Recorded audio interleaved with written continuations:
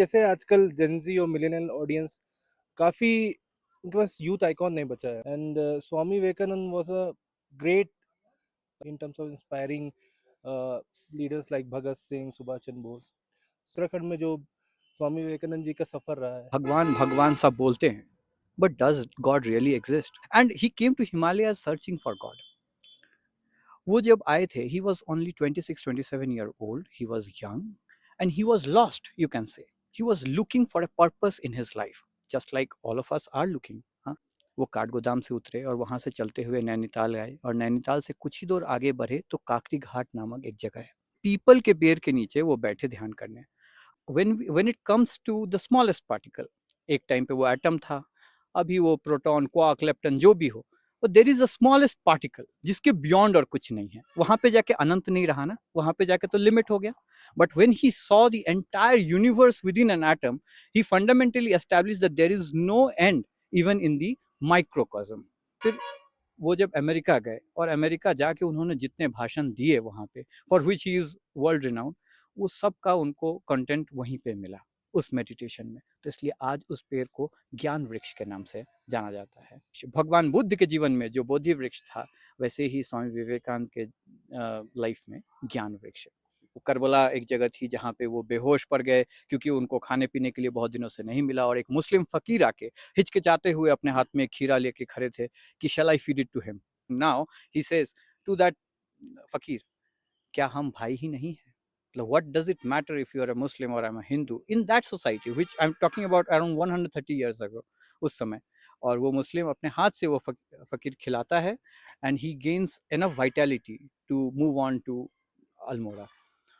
और बाद में जब वो 1897 में विश्व विजयी Vivekananda after the historic Chicago parliament of religions वापस आते हैं, he spots him in a sea of people, thousands of people, उसके बीच में उस फकीर को स्पॉट करके वो बुलाते हैं, गले लगते हुए कहते हैं कि आज अगर मैं जिंदा हूँ, आपके सामने खड़ा हूँ, that is because of him. अब आगे, अब देखिए अल्मोड़ा विशेषकर, और कुमाऊं जो क्षेत्र है, कि Shankaracharya mostly established his field of action was Garhwal.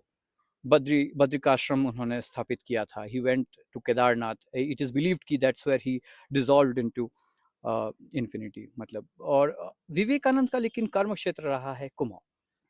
He came here, he went to Kasar Devi, एक मंदिर है कसार देवी, वहां पे वो बैठ के ध्यान कर रहे थे। और जब ध्यान की वो चरम सीमा पे थे, 3 दिन तक वो ध्यान करते रहे, उस समय निर्विकल्प समाधि की अनुभव होती है, जहाँ पे the entire body and the mind dissolves into nothing.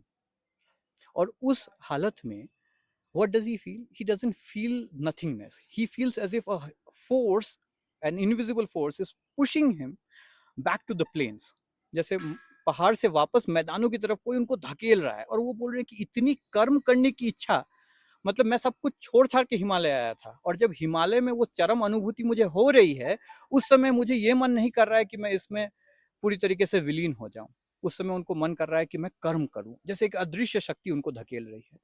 और वही जो उनको धकेल दी, वो कसार देवी से निकले, और पूरा भारत, वो चाहे एकदम गरीब से लेकर राजमहलों में रहने तक, ठीक है, हर कास्ट के लोगों से मिलना, चाहे राजस्थान में रहना, गुजरात में रहना, उत्तर प्रदेश, मध्य प्रदेश, बंगाल, हर जगह के लोगों से मिलते हुए, जैसे पूरे भारत के रूह से रूबरू हो रहे हों, ऐसे होते हुए वो लास्ट में पहुंचते हैं Kanyakumari, all the way from Himalayas to the Indian Ocean in Kanyakumari. और कन्याकुमारी में जो विवेकानंद रॉक है, वहां बैठते हैं और बैठ के ध्यान करते हैं। he realizes again in a vision, for this he has to go to the west and the east has to marry। West के पास कुछ है जो हमारे पास नहीं है, हमारे पास कुछ है जो वेस्ट के पास नहीं है। इंडिया के पास स्पिरिचुअलिटी है, वेस्ट के पास टेक्नोलॉजी है, साइंस है, मटेरियलिज्म है। The materialism and the spirituality must merge, they must marry, and for this he has to cross the oceans. And वो जाके पूछते हैं कि नरेंद्र नाथ अंदर है क्या? ही सेज कि no, there is nobody called Narendra Nath, because by that time he had become Swami Vivekananda.